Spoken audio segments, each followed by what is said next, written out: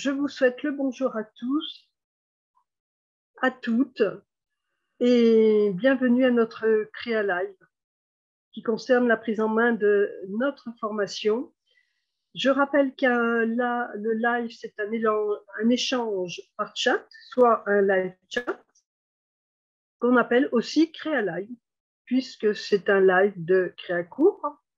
Donc, j'en profite à chaque fois pour redonner mes remerciements, réadresser mes remerciements aux élèves, à mes anciens élèves, et aussi à des nouveaux élèves comme Karine Binon, Rika Michel, voilà, qui nous permettent parfois, grâce à la qualité de leur travail, de partager nos documents. Là, les documents sont plutôt des visuels sortis d'anciens travaux, de travaux d'élèves plus anciens et qui ont terminé même leur formation. Donc, cela devrait à vous aussi arriver. Normalement, vous devriez arriver au terme de votre formation sans problème. Alors, voilà. Donc, je suis l'intervenante, Odile Cimetière, donc professeure. Il y en a qui me connaissent déjà bien, qui m'ont déjà contacté, d'autres pas du tout. Je précise que je prépare personnellement donc les supports de présentation et je fais la plupart des Créa Live. Je voulais aussi vous rappeler que je me suis occupée aussi de la mise en place avec nos auteurs, qui sont d'ailleurs nommés, cités et présentés dans le livret pédagogique, et que nous avons fait un travail de construction de cette formation que nous essayons et continuons d'améliorer régulièrement. Nous sommes sensibles à vos échanges, à vos questions. Donc, les participants par chat uniquement dans ce cadre sont nos élèves de Créacours. Et là, le programme de cette séance seront de voir nos objectifs de formation, hein, cela vous concerne à vous, de visiter votre espace élève. On va voir plus en détail le programme de la formation d'après le plan général de formation et l'organisation à tenir durant sa formation. Il y a beaucoup à voir. Nous allons essayer d'être assez dynamique. Voilà. Je rappelle que nos objectifs de formation, c'est vous faire devenir designer et décorateur d'intérieur. Je sais qu'il y en a qui prennent et qui suivent cette formation uniquement pour le plaisir et qui sont plus dans un comportement de curiosité, de dilettante, et j'ai d'autres élèves qui veulent vraiment s'en servir pour une reconversion et qui vont tout mettre en œuvre pour, à l'issue de cette formation, et déjà des fois pendant la formation, installer leur propre activité, se mettre à leur compte et devenir donc designer et décorateur d'intérieur. Je ne dis pas architecte, je le précise rapidement, le titre d'architecte sous-entend des obligations et des devoirs, notamment de prendre certaines assurances. Il n'y a que dans certaines écoles qu'on est formé au titre d'architecte d'intérieur et donc sinon, il y a cette possibilité d'avoir ce titre avec la reconnaissance de ses pairs en passant par le Conseil français des architectes d'intérieur. Je voulais rappeler que cette formation se présente en 8 tomes et 44 leçons, avec 14 devoirs à réaliser, dont certains qui comportent plusieurs activités ou plusieurs parties.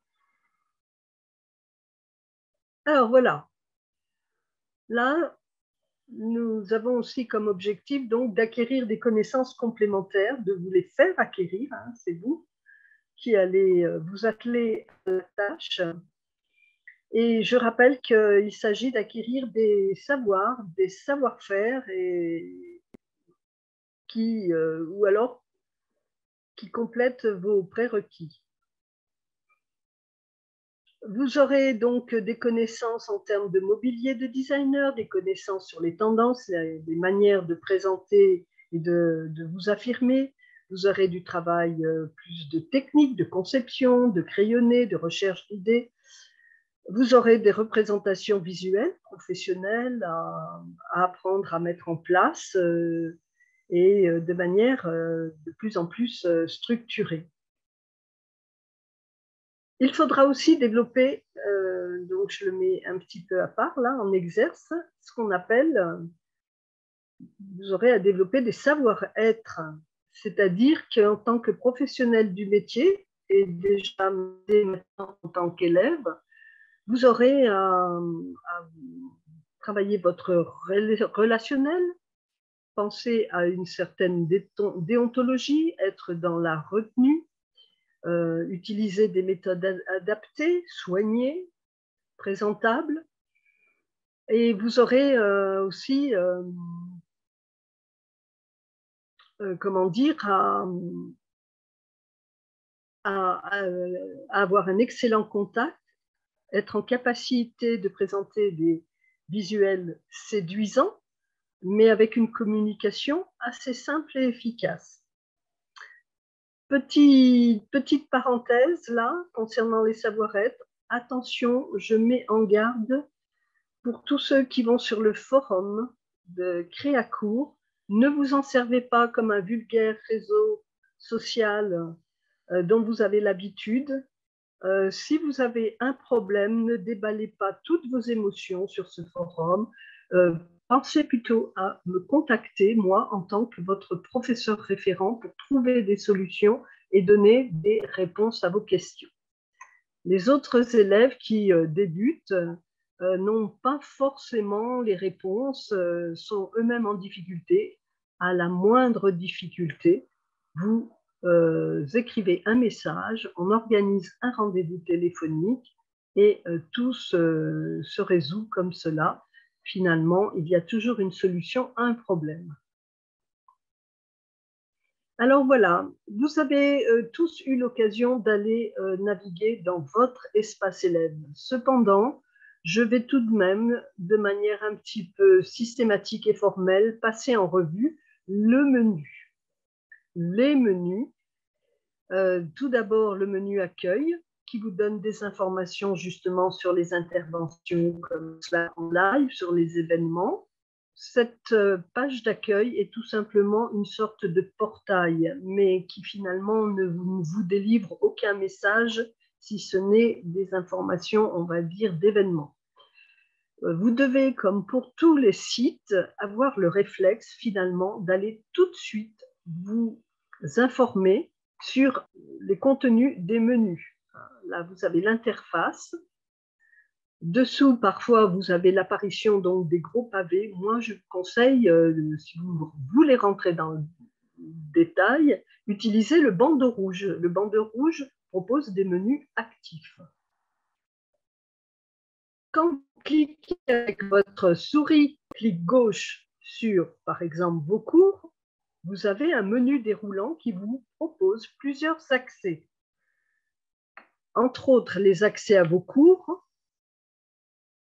Vous avez aussi les classes virtuelles, qui est un espace qui recueille tous les lives que j'ai présentés pour la plupart, sous forme de vidéos à voir et à voir en diffusion.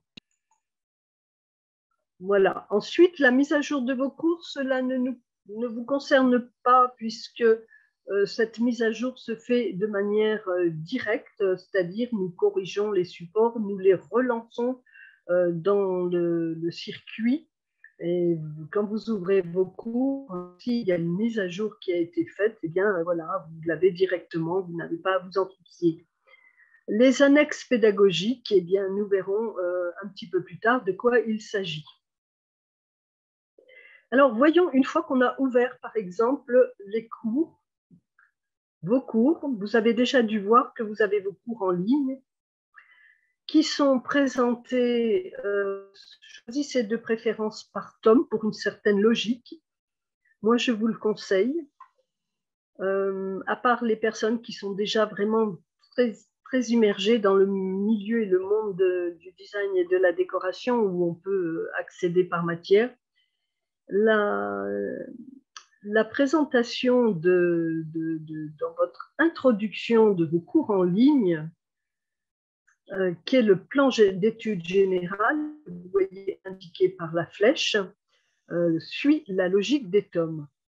Et elle est bien pratique pour quelqu'un qui commence. Concernant, j'ai une petite question de Julie Revers, concernant les classes virtuelles, le dernier live posté daté du 3/11/2021. Oui, c'est celui qu'il y a. Oui, le dernier, c'est 3/11/2021. Eh bien, en fait, les derniers Créa Live sur QCAD sont en cours le premier, celui du 5 mai, bien commencé avec QCAD, est déjà prêt. Il devrait être mis dans vos classes virtuelles très, très prochainement.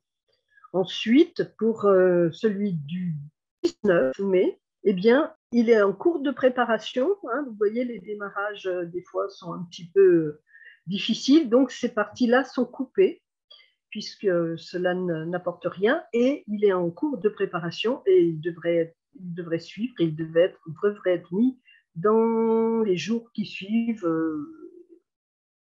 assez rapidement. D'habitude, cela se suit et cela va assez vite. Là, il y a eu juste un petit problème de mise dans les classes virtuelles, de mise d'installation. Donc, je m'en suis occupée, j'ai demandé que ce soit résolu. Donc, ça devrait aller assez vite.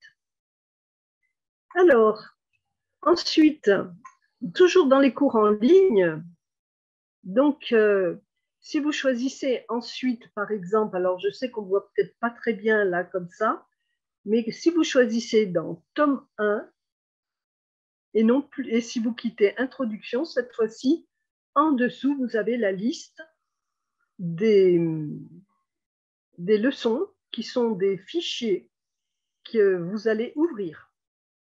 Je rappelle que les fichiers ne sont pas imprimables. On appuie dessus avec un clic gauche et les fichiers vont s'ouvrir de cette manière.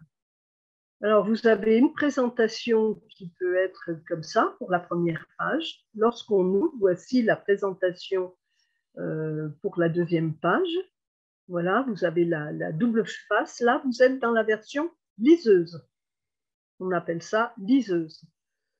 Si je zoome la partie supérieure, vous pouvez actionner en haut à gauche le changement de format. En cliquant sur double page, vous êtes sur liseuse. En cliquant sur simple page, vous allez avoir ce format qui est celui de... Ah ben non, je ne l'ai pas en présentation, donc en fait, vous avez un format PDF avec les feuilles qui se suivent les unes derrière les autres. Voilà, vous avez juste un extrait en haut à droite, qui est le basculement en format, on va dire, type PDF avec les feuilles qui se succèdent. Bien, ben nous allons continuer maintenant pour voir les différents, parties, les différents tomes on va dire, alors là, pour le côté pratique, pratico-pratique. Si je reviens, tome 1, la présentation de mes leçons, lorsque je suis directement sur mon espace élève, dans mes cours en ligne, il se trouve que, attention, toutes les leçons se suivent et c'est seulement quand j'arrive à la fin, bon là j'ai pris le tome 3 pour modèle, c'est seulement à la fin que je m'aperçois que tous les devoirs sont compilés. Mais attention, si je compare avec mon plan général de formation, en fait, les devoirs sont répartis au milieu de leçons. Il ne faut pas tous les faire d'un coup. Il faut les faire progressivement. Sinon, c'est très fastidieux. Et les leçons que vous avez lues, voilà, vous risquez de les avoir toutes oubliées. Donc, j'y reviendrai souvent. Et d'ailleurs, nous avons une autre observation. Alors voilà pour la fin du tome 3, attention, des fois c'est sur plusieurs pages, hein, le tome 3, vous savez, le devoir 7 et le devoir 8, qui sont encore après certaines leçons, notamment sur l'apprentissage avec les logiciels de dessin. J'en profite pour parler des logiciels de dessin. Nous n'avons pas souhaité que vous en ayez l'apprentissage dès le début de la formation. Il est bien quand même d'avoir pu se réentraîner au dessin à main levée et aux instruments avant d'attaquer les logiciels de dessin, puisque pour apprendre un logiciel de dessin, il est beaucoup plus pratique de partir d'un plan que vous avez déjà dessiné à la main. Comme ça, vous n'avez pas besoin de réfléchir au mode de représentation, à la technique de dessin par elle-même, qui, avec un logiciel de dessin 2D, est exactement la même. Il n'y a bien qu'avec SketchUp où c'est légèrement différent, puisqu'on modélise. Mais encore, faut-il avoir quelques notions de représentation.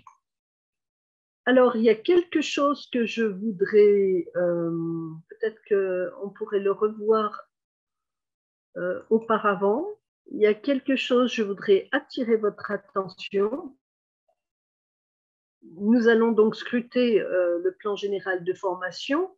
Je vous ai bien donc sensibilisé sur le fait que les devoirs étaient en fait répartis au milieu de leçons. Et pourquoi j'insiste là-dessus? Parce que j'ai beaucoup d'élèves qui ont commencé la formation en faisant dans la leçon 1 et en préparant ensuite le devoir 1. Ensuite, la leçon 2 et le devoir 2 et la leçon 3 et le devoir 3. Et le problème est qu'il y a un moment donné, eh bien, comme il y a 44 leçons et seulement 14 devoirs, eh bien, il n'y a plus de correspondance. Et ça, cette erreur provient du type de numérotation. La leçon 1 s'appelle 3001-C et le devoir 1 D3001-C. Mais quand on regarde bien dans le détail, vous voyez par exemple le devoir numéro 5, cela s'affiche là sur la droite, il s'appelle D3000-C, mais les leçons qui sont à lire avant sont les leçons 11 et 12, c'est-à-dire 3011-C, 3012-C. Les codes que vous voyez ne servent uniquement à l'ingénierie informatique du fonctionnement de votre espace élève. Il ne faut pas en tenir compte pour on va dire, l'ordre et la logique de fonctionnement. Là, nous allons passer à, comment dire, plutôt, puisque vous avez accès à vos cours, maintenant vous arrivez bien à aller les chercher. Je veux attirer l'attention sur le fait que dans vos cours, vous avez aussi des annexes pédagogiques qui sont surtout des aides aux devoirs. Alors, les devoirs, vous les avez à la fin de vos cours, vous les avez également dans la rubrique avec un tableau de bord de vos devoirs. Et là, vous téléchargerez vos devoirs. Je n'ai pas fait de présentation particulière par rapport aux devoirs, c'est un tort. C'est assez facile à manipuler. Vous téléchargez vos devoirs. Je pourrai répondre éventuellement à certaines questions. Là, j'ai voulu mettre en valeur le fonctionnement des annexes pédagogiques qui sont des aides pour préparer votre documentation. Donc, une fois que vous avez ouvert vos annexes pédagogiques, la feuille est relativement blanche. Il faut bien penser à désigner par un clic, toujours clic gauche, le petit carré noir qui est en face de la formation dont on parle, sachant que certains inscrits ont une formation en cours. Et puis, n'oubliez pas de cliquer « Montrer les fichiers ». Une fois que vous avez cliqué « Montrer tous les fichiers », vous avez cette feuille qui apparaît avec effectivement tous vos fichiers. N'hésitez pas à afficher tout de suite 50 éléments, comme ça vous les avez tous en colonne avec la souris et la molette de la souris. Vous pouvez donc les voir d'un coup. N'oubliez pas non plus de cliquer sur le mot « Non » avec un clic gauche de la souris. Cela vous permettra d'avoir une logique, un ordre de présentation de vos fichiers. Alors bon, il y a 2 leçons en premier, mais qui sont, pour l'instant, vous n'en avez pas besoin. Mais c'est très important, vous avez déjà 2 premiers, on va dire, fichiers concernant l'ensemble de la formation. Il s'appelle 9050, Introduction aux présentations des devoirs et visuels. C'est une sorte de panorama qui finalement vous présente des travaux d'élèves, une sorte de galerie de ce que font les élèves. Il n'y a pas forcément d'ordre chronologique. Et vous avez aussi une feuille concernant le matériel utile durant la formation. Il est expliqué dans les leçons, mais là, il est présenté de manière plus condensée. Surtout que beaucoup d'élèves me le demandent pour grouper leurs achats. Ensuite, le projet collaboratif, vous pouvez laisser pour l'instant, qui est juste en dessous. Il s'agit de projets qui peuvent se faire à plusieurs et dont vous trouvez en téléchargeant ces deux rubriques, vous trouvez des PDF, des informations qui vous donnent un plan d'études et puis une sorte de calendrier de réalisation. Bon, attendez le milieu de la formation, vous aurez déjà beaucoup à faire. Ensuite, ceux qui vont être très vite intéressants, c'est les fichiers concernant le devoir 1.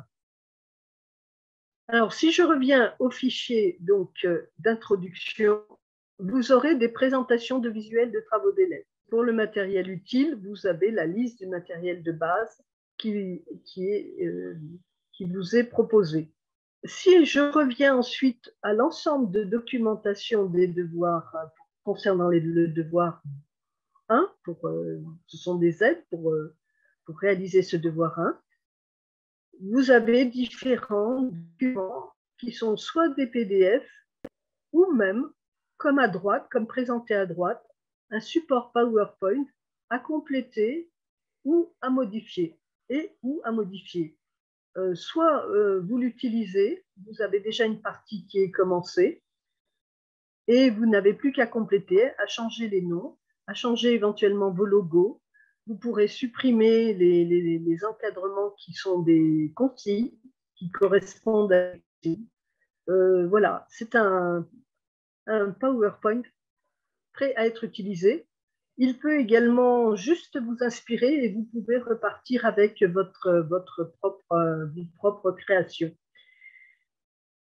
J'en profite puisque je risque de l'oublier ultérieurement. À chaque fois que vous faites une présentation, dès le début, dès le devoir 1, on n'est plus dans, on va dire, une configuration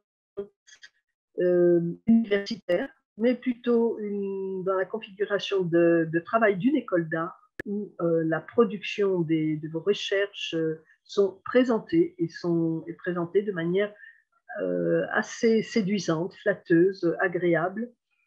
C'est quelque chose qu'on va vous apprendre petit à petit, mais très rapidement. Bien, vous avez la partie messagerie. Alors, pour la partie messagerie, vous avez la table de réception que vous connaissez, je pense. Ensuite, une fois que vous ouvrez la boîte de réception, ben, voilà, vous avez accès à des messages. Vous pouvez créer également des nouveaux messages que vous voyez juste en dessous.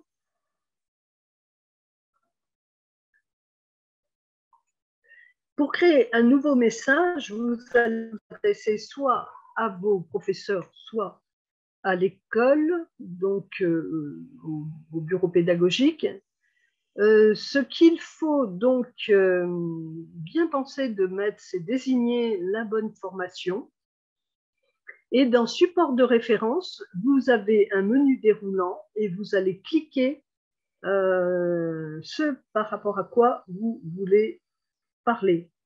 C'est une phrase un petit peu compliquée, c'est-à-dire qu'en fait, tout simplement, vous allez désigner là où vous en êtes. Par exemple, ici, moi, j'ai sélectionné présentation, organisation et conseil.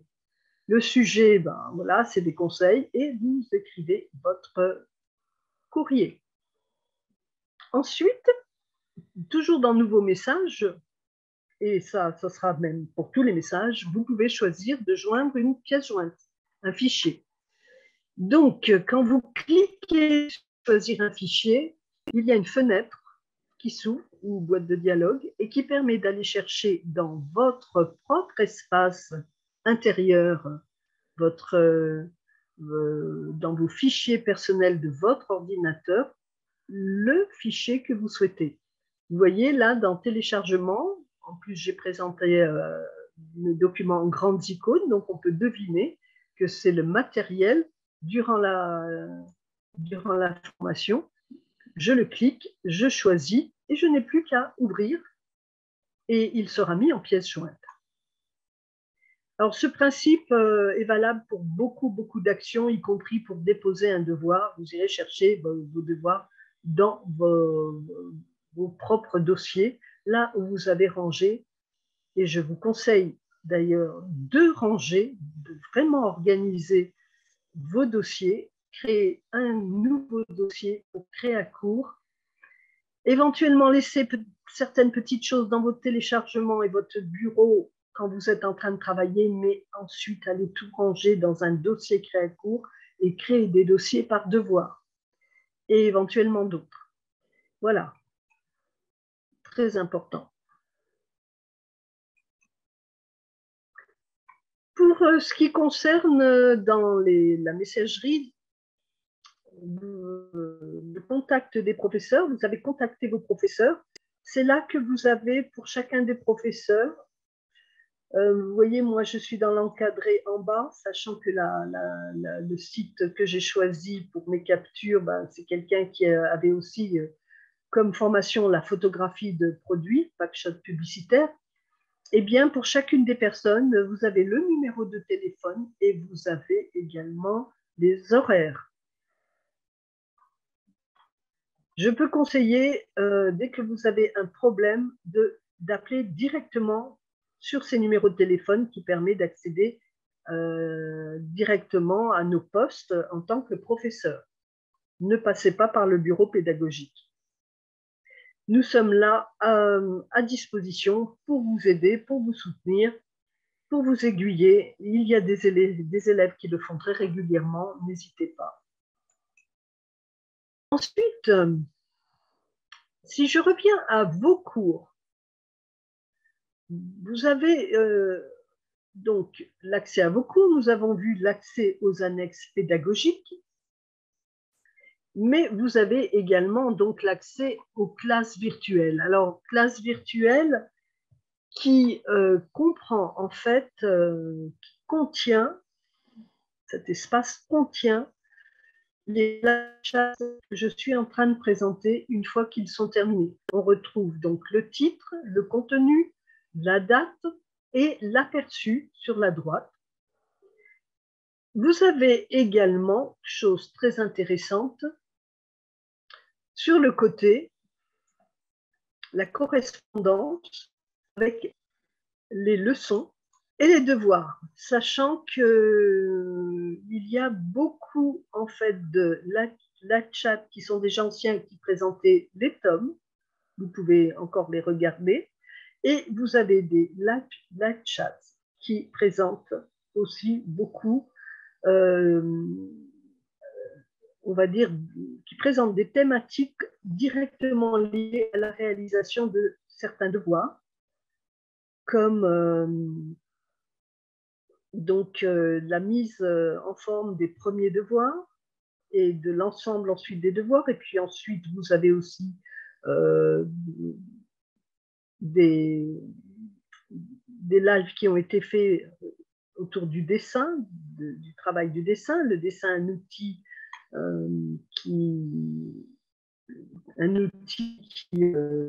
au service de notre métier. Vous avez également des live chats sur le coaching déco parce que vous aurez à en faire, mais bien plus loin avec les devoirs 11 et puis aussi pour la mise en place de vos projets professionnels de formation. Alors, nos objectifs de formation, Maintenant, nous avons fini avec l'espace élève et nous allons aborder, on va dire, la progression et les différentes étapes qui vont votre formation. Alors, les objectifs de formation, chaque top comprend plusieurs leçons. Déjà, c'est ça qu'il faut comprendre. Suivi pour chacune de tests autocorrigés. C'est à vous de cliquer l'autocorrigé et de le réaliser. Nous, en tant que professeurs, nous ne nous en occupons pas. Ah, j'ai une question de, je ne sais pas si je lis bien le nom, Inde. Est-ce que cela veut dire que l'on peut envoyer les devoirs via la messagerie? Alors, théoriquement, non. On n'envoie pas ces devoirs par la messagerie, on doit les déposer dans les devoirs.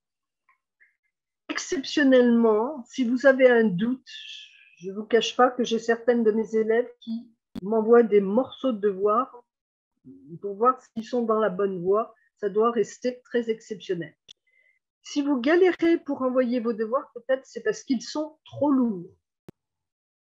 Alors, c'est le moment pour moi d'intervenir et de vous expliquer que l'idée de la construction de vos devoirs, c'est de faire sur un support de présentation de type PowerPoint, de préférence à une feuille Word, car PowerPoint, comme tous les logiciels de présentation, permet de copier, coller des images et de d'insérer des zones de texte, alors que Word a le texte qui domine et pour placer les images, c'est très compliqué. Il faut aller chercher pour mettre les images en travers, pour mettre devant le texte ou derrière le texte. Enfin, il faut sans arrêt régler les images. Avec un PowerPoint, c'est beaucoup plus facile. Il y en a qui travaillent aussi sur Canva comme support. Donc, vous avez un seul document, vous travaillez sur un seul support et vous venez poser vos textes, vos images, les photos de vos dessins, des captures éventuellement de vos plans. Vous allez remplir votre panier en fait de page en page. C'est comme ça qu'il faut faire. Maintenant, donc, dans les devoirs, je rappelle qu'on ne dépose qu'un seul PDF, oui, un seul PDF, c'est-à-dire que son PowerPoint, sa page Word, ou quel que soit le document, le support sur lequel vous avez travaillé, vous devez le transformer en PDF pour que rien ne bouge. Ensuite, votre PDF, il est peut-être trop lourd. Et donc, on vous suggère, dès votre premier devoir, vous avez des petits icônes qui vous donnent des explications quand vous cliquez dessus, comme quoi, entre autres, vous pouvez utiliser l'application en ligne qui s'appelle I Love PDF. I Love PDF permet différentes actions, dont, entre autres, compresser un PDF. Et avant de déposer votre PDF, s'il est trop lourd, vous pouvez le voir avec un clic droit de votre souris sur le fichier. Vous pouvez voir dans Propriétés, clic droit, tout en bas, Propriétés. Vous pouvez très bien lire combien pèse votre fichier. On dit pèse, en fait, c'est exprimé en kilos, octets, mégaoctets en général. Et voilà, lorsqu'ils deviennent trop lourds, qu'ils dépassent les 10 000, donc il faut comprimer son PDF. Ça ne change pas trop la qualité et vous pouvez le déposer en toute tranquillité. Est-ce que cela vous convient comme explication, Inde? Sinon, je vous suggère de me contacter par messagerie. On pourra se rappeler et vous donner des explications. Il est vrai que si vous préparez aussi sur plusieurs supports vos travaux, vos différentes parties de devoirs, il faudra que vous les fusionnez et vous passerez aussi par I Love PDF. Mais mon conseil, vraiment, c'est que vous choisissez un support et vous venez remplir ce support comme un panier, limite le panier un panier extensible, puisque vous pouvez rajouter des feuilles à chaque fois que vous voulez rajouter de l'information, des photos, des textes et des images. C'est presque le panier de Mary Poppins, le sac de Mary Poppins. Et voilà, donc j'ai répondu à la question. J'espère que c'est clair, et sinon, n'hésitez pas à me recontacter personnellement. Alors, il y a quelque chose aussi sur lequel je voulais terminer avec cette feuille. Il est nécessaire donc de lire plusieurs leçons avant d'entreprendre un devoir. C'est ce que je disais d'une manière différente au préalable, auparavant, c'est-à-dire que les devoirs sont répartis au milieu des leçons. On ne fait pas leçon 1, devoir 1, leçon 2, devoir 2, leçon 3, devoir 3. Leçon 1, devoir 1, ça peut fonctionner, c'est le même thème. Mais pour faire le devoir 2, il faudra vraiment avoir lu les 5 premières leçons, puisque vous avez, entre autres, dans la leçon 5, des rendus planchers visuels qui vont vous être utiles pour construire votre devoir 2. Alors, je reviens au tome 3, puisque là, on voit bien, effectivement, ce problème, c'est que les devoirs sont, vous voyez ici, on voit qu'il y a 2 leçons pour un devoir, et c'est là aussi qu'on voit que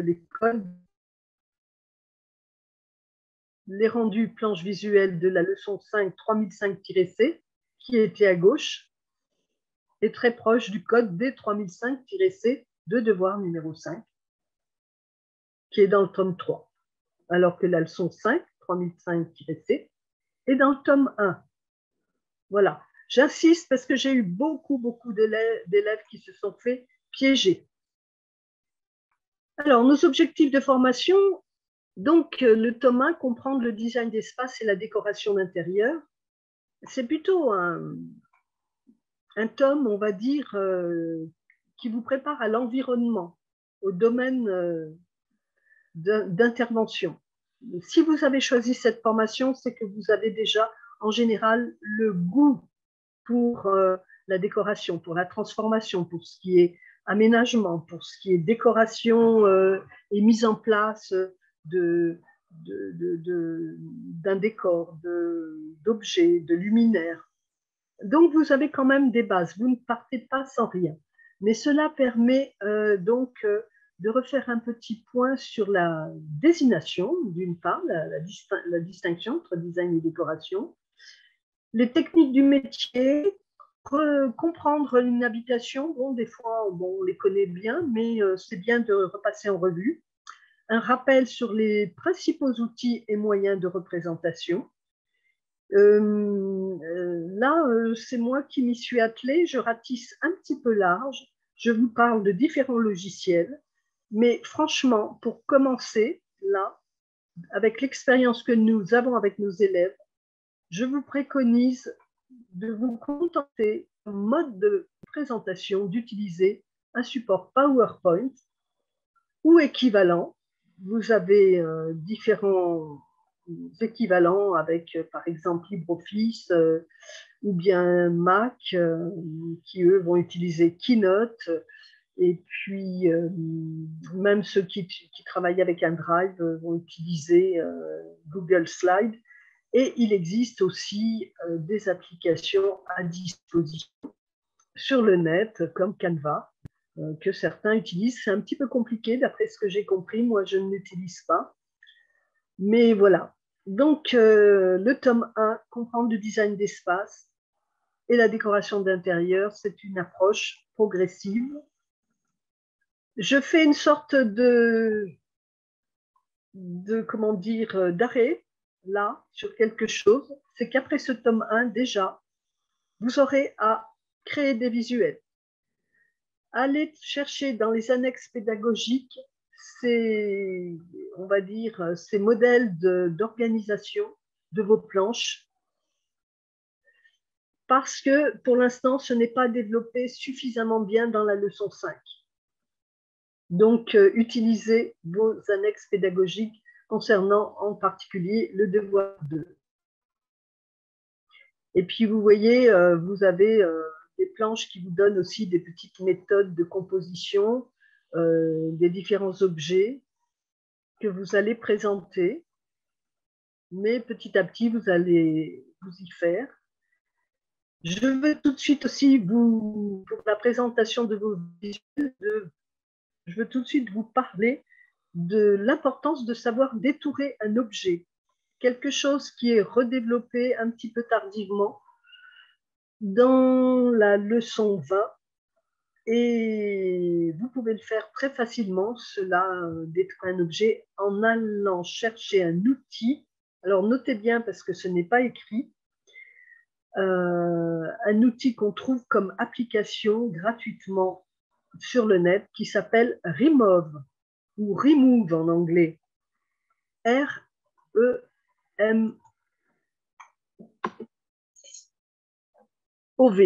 Alors, je vais vous l'écrire en direct.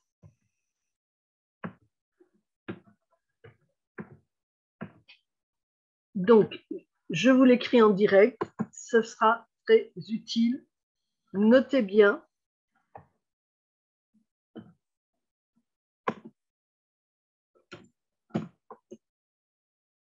Utilisez Remove. Alors, il suffit en fait de le demander avec un moteur de recherche. Vous l'ouvrez. Et puis là, vous déposerez une photo, une image. Vous essayerez. Vous lancez on va dire la suppression de l'arrière-plan et vous récupérez dans vos téléchargements, comme c'est demandé, vous suivez finalement le guide. Je ferai une autre intervention ultérieurement pour tous ces outils pratiques. Là, je ne vais pas m'y attarder. Donc, dès le devoir 1, vous voyez, vous pouvez présenter des visuels qui soient intéressants. C'est l'illustration de gauche. À droite, c'est une illustration d'une planche. Ce sont des travaux d'élèves. Donc, vous allez y arriver, vous aussi. Donc, à droite, il s'agit du devoir 2, une des planches du devoir 2.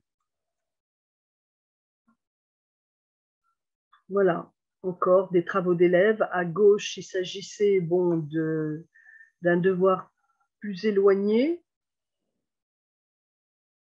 Et puis à droite, ce sont des élèves qui ont terminé actuellement. Maintenant, pour le tome 2. Eh bien là, on va parler du métier plus particulièrement, du designer, décorateur et de son organisation. Le travail du designer. Comment savoir si on est un bon décorateur? Il y aura quelques astuces qui seront délivrées. Le bon outil fait le bon artisan, avoir de l'ordre, de la méthode et les outils pour faire connaître vos activités. Alors, vous voyez dans le devoir 3, ça, ce sont des extraits du devoir 3 et 4. On vous demande de montrer le matériel que vous allez utiliser. Tout en bas à droite, il s'agit d'une conception et fabrication d'un flyer par une élève, puisqu'on vous le demande dans le devoir 4.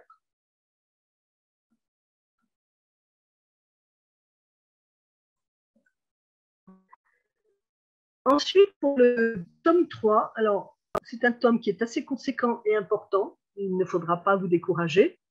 Il est à apprendre en plusieurs parties. D'abord, la leçon 11 et 12, et vous ferez le devoir 5, qui vous rappelle les techniques de dessin à main levée et avec des instruments.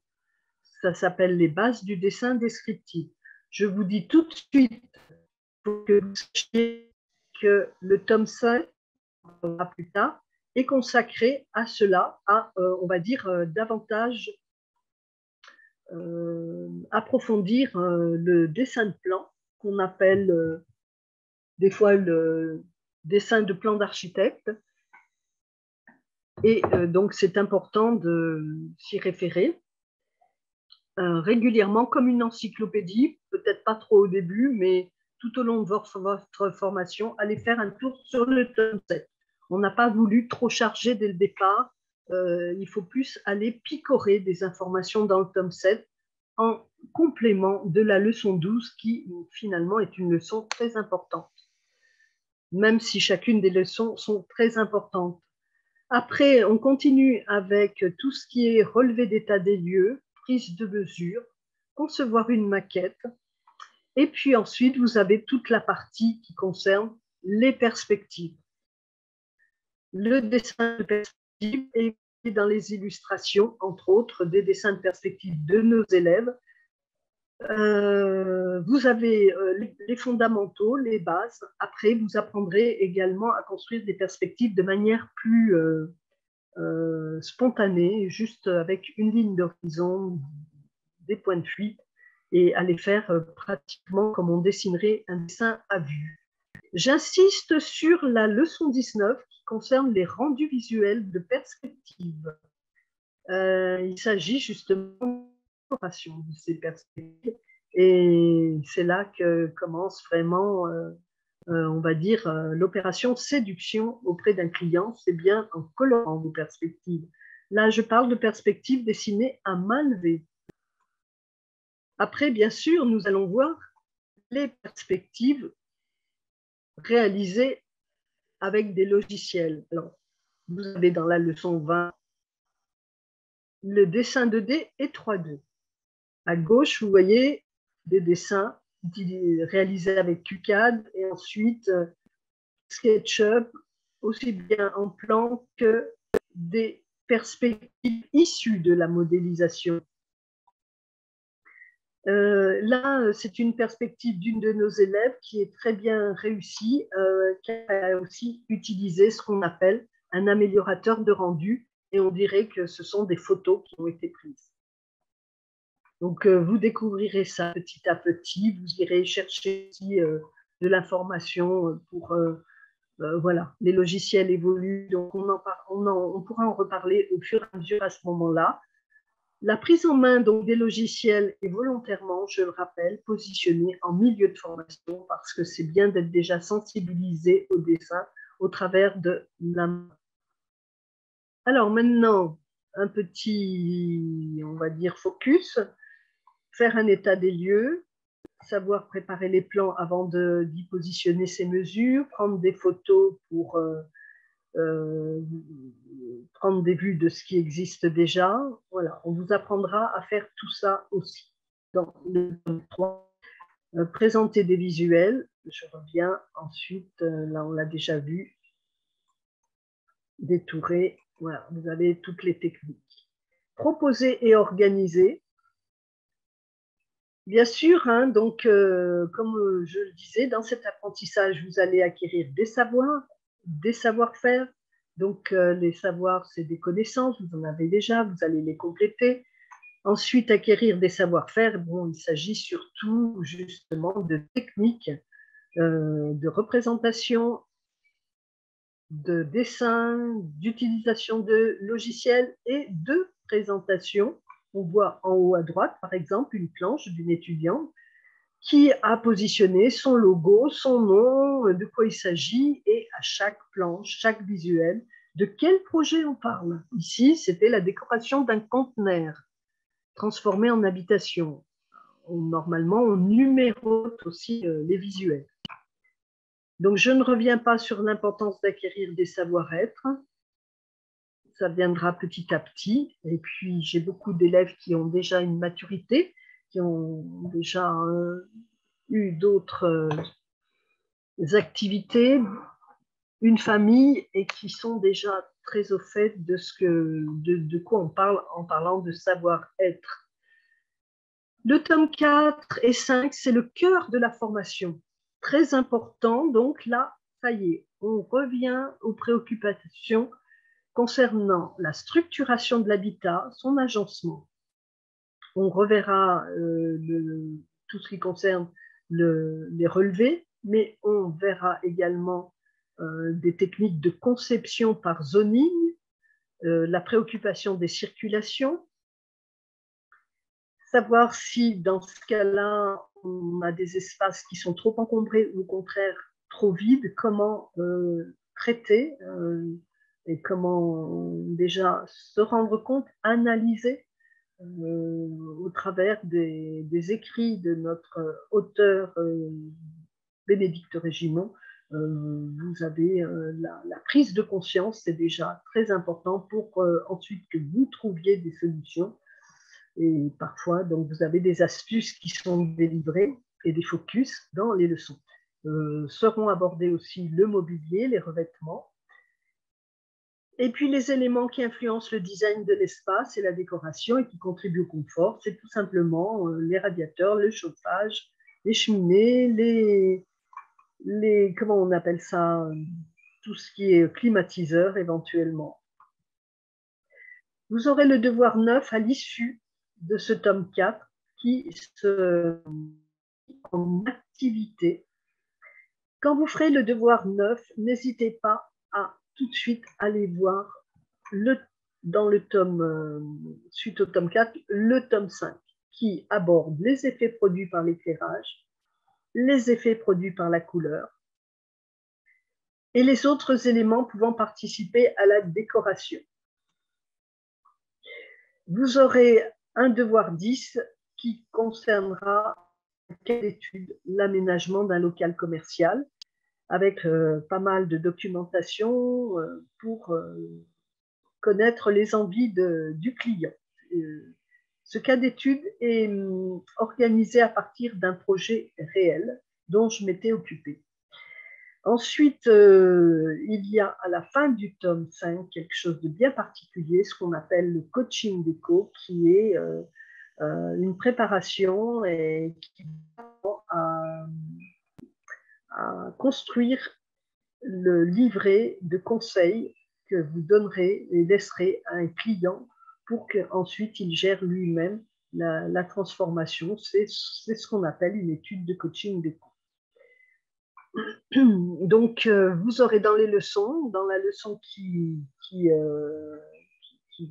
est la leçon 30, pour préparer le devoir 11, vous aurez tout, comment dire, une documentation et des ressources pour déjà proposer des approches thématiques sur les bonnes idées ou les fausses bonnes idées. Ou, enfin voilà, c'est très bien fait, vous verrez. Le tome 6 est un tome complètement différent, qui est, on va dire, un tome pratico-pratique, surtout pour l'ergonomie. Bon, vous savez tous, grosso modo, ce que c'est que l'ergonomie, hein, l'adéquation entre les actions ou bien votre morphologie par rapport à un mobilier, par rapport à un espace. C'est tout réexpliqué. Il y a deux définitions, d'ailleurs deux approches. L'accessibilité, entre autres, vous aurez aussi des renseignements sur les normes handicapées. Et la proxémie, l'individu se place dans son environnement, son espace et vis-à-vis des autres.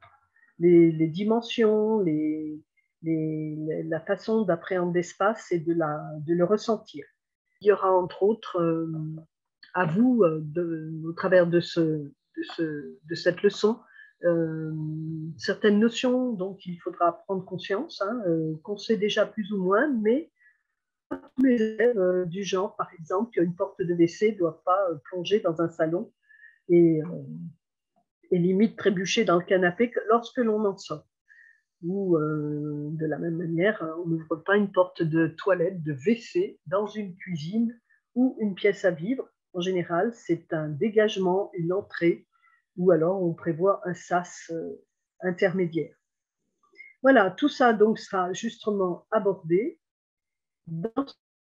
Et ensuite, on arrive au tome 7 qui correspond aux représentations normalisées du dessin technique pour produire des plans. Donc, seront passés en revue de manière plus approfondie les différents plans, les identifier, bien comprendre les représentations, les cotations et autres écritures, les échelles de plans, à quoi correspond la projection orthogonale, qui est la façon de voir les plans, justement, une présentation technique à la planche ou à l'ordinateur, et une boîte à outils dont dedans vous avez, entre autres, tout le vocabulaire du bâtiment et des sigles. Voilà pour ce devoir 7. Et maintenant, pour ce tome 7, pardon, et pour, d'ailleurs, je n'en ai pas parlé, mais à l'issue du tome 7, vous aurez un devoir 13 qui correspondra à la réalisation d'un plan entièrement avec UCAD, le plan d'un appartement complet, que l'on vous donne, hein, que vous n'aurez pas à inventer. Ensuite, donc, on passe au tome 8, qui, lui, eh bien, ce que j'appelle le PPFF, qui est le projet professionnel de fin de formation, où là, c'est un devoir très particulier, puisque c'est le couronnement de votre formation. Vous devez nous montrer que vous êtes capable de mener une étude à bien avec originalité et créativité autour comment dire, d'un projet d'aménagement par rapport à un client donné. Vous pouvez vous baser sur un cas d'étude réel, comme vous pouvez choisir un lieu et un client imaginaire. Le lieu, c'est bien de vous inspirer d'un endroit que vous connaissez. Et toujours dans le tome 8, vous avez bien sûr la conception du book ou portfolio. Eh bien, le fait qu'on vous fasse construire les visuels tels que vous les voyez d'ailleurs présentés tout au long de cette projection, de ce diaporama, vous aurez la possibilité d'avoir plus qu'à les ajuster pour votre book. Hein. Le construit au préalable, au fur et à mesure de vos devoirs, fera que le travail sera déjà pratiquement presque fait pour la mise en place de votre book ou portfolio. Le book est relié, le portfolio, les planches ne sont pas reliées. Et puis ensuite, il vous servira à alimenter un site numérique. Voilà, voilà. Eh bien, écoutez, nous sommes arrivés à l'issue de cette présentation de la formation. Donc, nous avons déjà grignoté sur le temps. Nous risquons d'être interrompus d'un moment à l'autre. Je ne sais pas si vous souhaitez continuer. Je peux vous montrer quelques petites réalisations. Si vous avez un petit temps. Et puis, je vais clore et vous dire au revoir dès maintenant, puisque nous allons arriver au terme de cette présentation. Alors, moi, je continue de mon côté. Il se trouve que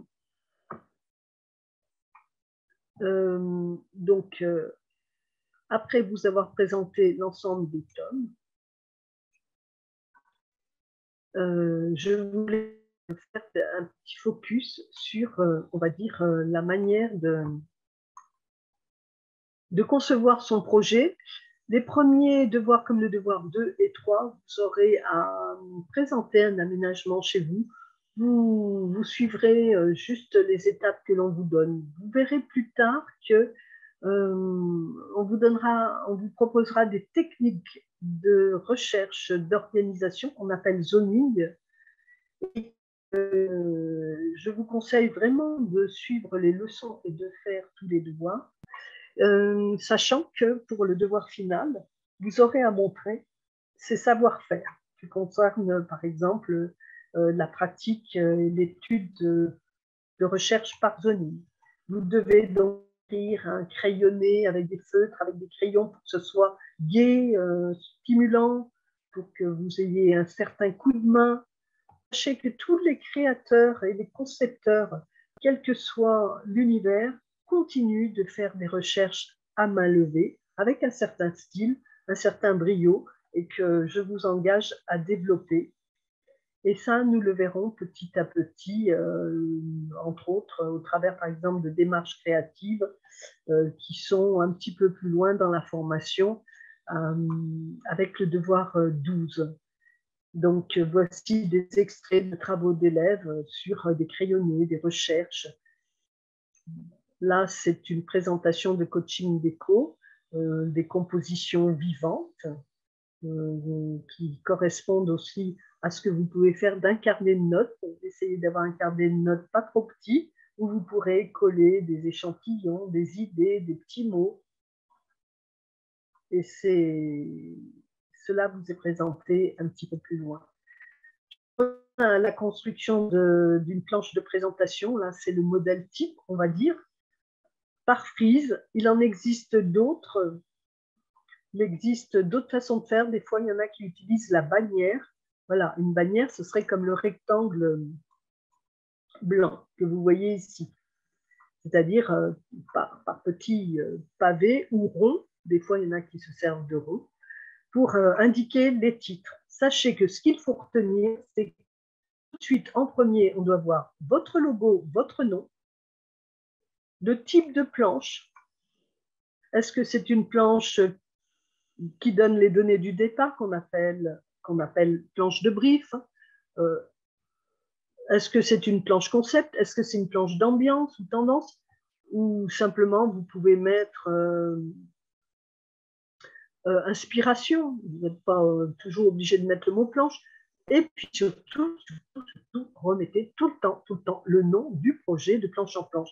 Pourquoi faire comme ceci? Dites-vous bien que vos présentations sont votre propriété, elle est à votre nom, elle vous appartient. Vous voyez, toutes celles que je propose, il y a un nom derrière. Ici, c'est Kevin Hellman qui a participé d'ailleurs à la leçon 19 pour le dessin. On est allé lui demander de nous faire une prestation. Vous avez les travaux, par exemple, de Tessie Armand. Il y a un nom derrière, donc de différents étudiants. Et si cette planche se perd quelque part, elle reste la propriété de celui qui l'a conçue. Et c'est très important que vous vous affirmiez.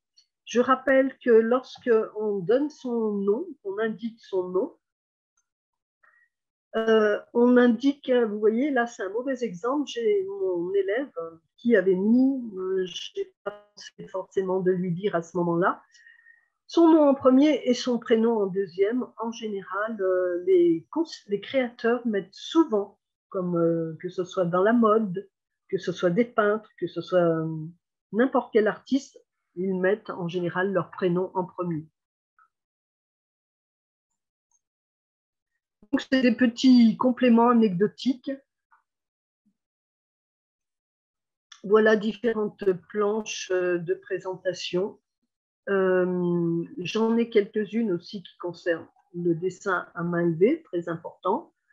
Il s'agit de le travailler, hein, ça ne vient pas forcément tout seul. Voici le devoir 12 d'un de nos élèves, Créacourt. Hein, je le cite souvent, Armand Béhari, qui est en train de s'installer à son compte là depuis un an, il commence à avoir de la clientèle. Donc, et là, préparez vos dessins. Là, on passe au dessin de logiciel. Alors là, c'est, on va dire, l'espace de travail, puis ensuite la manière de le rendre coloré ou non coloré. Donc, ce sera ensuite à vous de les perfectionner, de les travailler. Ici, des perspectives issues de modélisation à partir de SketchUp. Les rendus, ce qu'on appelle les améliorateurs de rendu, sont très variables et variés. Il y a quelques mises en garde que l'on vous apprendra. C'est de veiller, si possible, que les points de vue de vos perspectives ne donnent pas de déformation d'arête et d'angle de mur. Donc, ça, c'est quelque chose. Il y en a qui le font comme pour faire un style. Ce n'est pas recommandé. Mais bon, tout s'apprend. Petit à petit, on vous conseillera. Voici différentes planches élaborées par toujours la même élève, là, Zoé Cardinal. Donc, vous voyez, il y a son logo, son nom, on sait de quoi il s'agit, rénovation d'un appartement dans le 10e arrondissement de Paris, détails techniques de la cuisine. Et ensuite, bien sûr, vous aurez à préparer votre projet professionnel avec, dès le début, n'oubliez pas de préparer des pages de garde, d'introduction, éventuellement des pages intergalaires entre vos présentations. Voici encore, suite à une modélisation, on va dire un travail de décoration bien mené. C'est intéressant. Voilà. Un autre coin d'un aménagement avec ce qu'on appelle la shopping list que vous apprendrez à faire. D'autres points de vue, d'autres devoirs, des pièces que l'on vous donne en photo à réaménager pour que ce soit beaucoup plus actuel, moderne et fluide. Tout ça, c'est ce que on vous encourage à faire petit à petit, à mettre de la répétition. Et voilà, un dernier travail avec ce qu'on appelle un rendu photoréaliste. Alors, bien, ben écoutez, je vous dis au revoir cette fois-ci. Continuez bien, soyez motivés et merci pour votre présence. Je vous adresse un petit coucou et vous dis au revoir.